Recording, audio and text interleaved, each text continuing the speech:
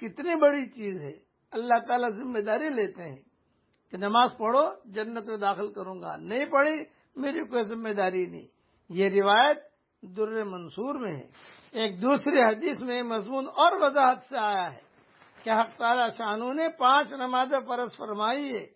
جو شخص ان میں لاپرواہی سے کسی قسم کے کوتاہی نہ کرے، اچھی طرح وضو کرے، وقت پر ادا کرے، خشوع خضوع سے پڑھے، تو اللہ جل جلالہ من والہ کا وعدہ ہے کہ اس کو جنت میں ضرور داخل فرمائیں گے. اور جو شخص ایسا نہ کرے تو اللہ تعالیٰ کا کوئی عہد اس سے نہیں، چاہے اس کی مغفرت فرمائے چاہے عذاب دیں. کتنی بڑی فضیلت ہے نماز کی کہ اس کے اہتمام سے اللہ کی عہد میں اور ذمہ داری میں آدمی داخل ہو جاتا ہے.